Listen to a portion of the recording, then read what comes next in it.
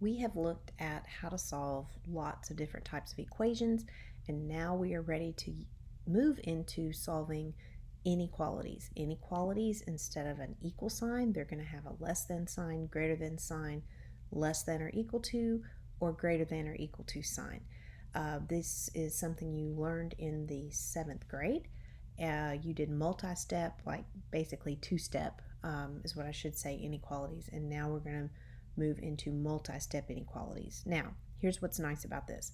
This is the same process as multi-step equations, but there's one difference. There's one thing you have to look out for that if you don't notice it, you'll miss some steps of some problems. Here's the one exception. When you multiply or divide both sides of an inequality by a negative number, you're going to have to reverse the inequality. Okay, so let's look at a couple of examples to refresh your memory about how this looks. So we're just going to look at a couple of one steps here. I have negative 2x is less than 6. This is negative 2 times x, so I'm going to divide both sides by negative 2. By what kind of 2? Negative 2. What am I dividing by? Negative 2. I say that to emphasize we are dividing both sides by a negative number, so we have to reverse the inequality. So where we had a less than here, we get the answer x is greater than negative 3. So our original inequality symbol was a less than sign. Since we divided both sides by a negative number, we reverse that to a greater than symbol. Okay, let's quickly review how to graph an inequality. Remember, this has lots of numbers that make this true. There are lots of things we can plug in for x that make negative 2 times x less than 6. So according to our solution, that's everything greater than negative 3. So since it's just the greater than symbol, we put an open circle on negative 3, and everything greater than negative 3 goes to the right. Okay, so for example, if we plugged in negative 2, negative 1, if we plugged in 0, if we plugged in 5, anything greater than negative 3, it would make this a true statement. If we plugged in negative 2.5, it would make it true. If we plugged in negative 2.9, for example, everything we have shaded is a solution to this inequality. Now let's look at another one-step inequality. This is x divided by negative 4 is greater than or equal to negative 1. So we're going to multiply both sides by what? By negative 4. By what kind of 4? Negative 4. And since we're multiplying both sides by a negative 4, our answer becomes x is less than or equal to negative 1 times negative 4 is positive 4. So we started with a greater than or equal to symbol. We multiplied both sides by a negative 4, and our answer is x is less than or equal to 4. So to review how to graph this, if your symbol is a less than or equal to, you put a closed circle on that 4, and this is less than, so the arrow, notice it is an arrow, it needs to have an arrow at the end, goes to the left. So in this case, 4 is included in our solution. If we were to plug in 4 here, we would get a true statement, whereas over here, if we were to plug in negative 3, it's not part of the solution, we would not get a true statement. Okay, so that's the one rule you need to be aware of. Now, this would be a great lesson if you want to try these out and see if you can handle them on your own. Always turn the video back on, check your work, see if you did it correctly, or you can do it with me. Okay, so this first one, I have 4 times the quantity x minus 3 is greater than negative 24. I'm going to do that distributive property first. I get 4x minus 12 is greater than negative 24. This is just a two-step inequality. I'm going to add 12 to both sides, and I get 4x is greater than negative 12. Then I'm going to divide both sides by a positive 4, so I get x is greater than negative 3. Now when I want to graph this, notice I gave you a blank number line down here. I'm just going to put a scale on here as long as your scale is consistent, as long as I can tell what you're counting by. It doesn't matter which numbers you use, which part of the number line you choose to use. So this is greater than negative 3, so I'm going to put an open circle at negative 3, and greater than is to the right. So everything that this red arrow, or ray is the official math term for it. If I were to keep going to the right, everything greater than -3 would make this original inequality true. Okay?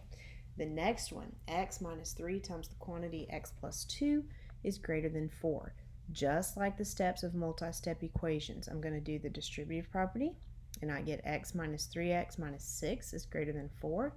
Then I'm going to combine like terms. I have x minus 3x, so I put 1x minus 3x, I combine those, and I get -2x minus 6 is greater than 4. At this point, I'm to a two-step inequality. I'm going to add 6 to both sides, and I get -2x is greater than 10. Then I'm going to divide both sides by -2. By what kind of 2? -2. So since I started with a greater than symbol, I'm going to reverse that, and I get x is less than -5. I'm going to pick a scale for my number line. This is just what I chose. You can choose a different part of the number line and still be correct. I'm going to put an open circle on -5, and since it's less than, I'm going to go to the left. Okay, now let's look at variables on both sides with inequalities. It's done just like variables on both sides with equations.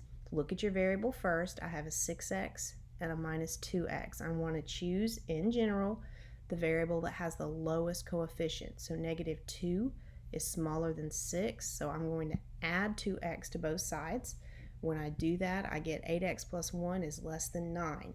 This is just a normal two-step, no big deal. I'm going to subtract 1 from both sides. 8x is less than 8. I'm going to divide both sides by 8, and I get x is less than 1. Choose the part of the number line that you want to use, and put an open circle at 1 and go to the left. Okay? This next one, 5x minus 3 times the quantity x plus 6 is greater than or equal to x minus the quantity x minus 7. This one's the most complicated one we've seen. But remember your steps. Your first step is to clear your parentheses using the distributive property. So I distributed a -3 here and got -3x minus 18. And what do we distribute when there's a minus sign outside parentheses? I distributed a -1. So -1 times x was -x. -1 times -7 was +7. So I cleared my parentheses with the distributive property. Next thing I'm going to do is combine like terms. I have like terms on the left, 5x minus 3x. I have like terms on the right, 8 plus 7. So I end up with 2x minus 18 is greater than or equal to 15 minus x. So I look at my variables. I have one on the left, a 2x. The one on the right is a -x. That would be a -1x. So the -1x has the smaller coefficient. So I'll add 1x to both sides. I get 3x minus 18 is greater than or equal to 15. Two-step inequality. Add 18 to both sides. 3x is greater than or equal to 33. Divide both sides by 3. X is greater than or equal to 11. Notice if you move that smaller coefficient, you'll end up with a positive coefficient on your variable, and you won't have to do the little switcheroo when you divide, because you'll be dividing by a positive. So pick the part of the number line that you want to use. I just chose counting by ones and 10 through 16. Greater than or equal to 11, I'm going to put a closed circle on 11 and draw a ray to the right. That means everything I've shaded, if I plug it back into this original inequality, it will make it true. All right, there are two special cases. There's always special cases. Look at this. 5 times the quantity n plus 5 is less than 5n plus 17. So I'm going to clear my parentheses with distributive property. I get 5m plus 25 is less than 5m plus 17.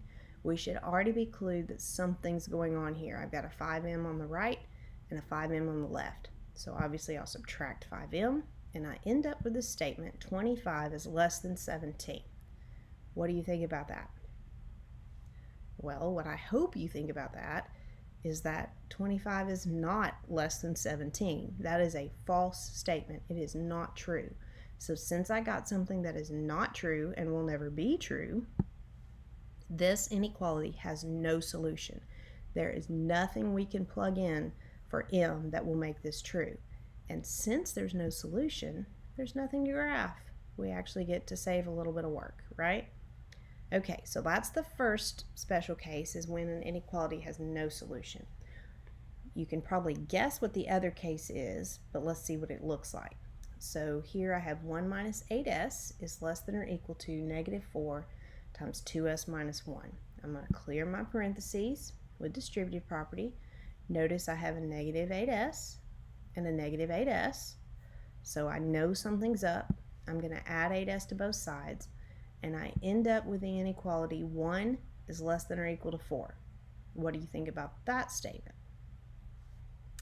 Well, I hope you think that's a true statement. 1 is less than or equal to 4. That's always true. Since it's always true, this inequality has infinitely many solutions. Now, what does that look like as a graph? Infinitely many solutions means every number on the number line is a solution. So how do I graph that? Well, my graph is the whole number line. So this time, instead of a ray, I have a line. I put an arrow at both ends. I don't have to have any dots anywhere. The graph is the entire number line. So these are your special cases. They turn up occasionally. You should see, now that we've had lots of practice with multi-step equations, that multi-step inequalities are not going to be that big of a deal, except for the one exception. And we will do more practice with this in class.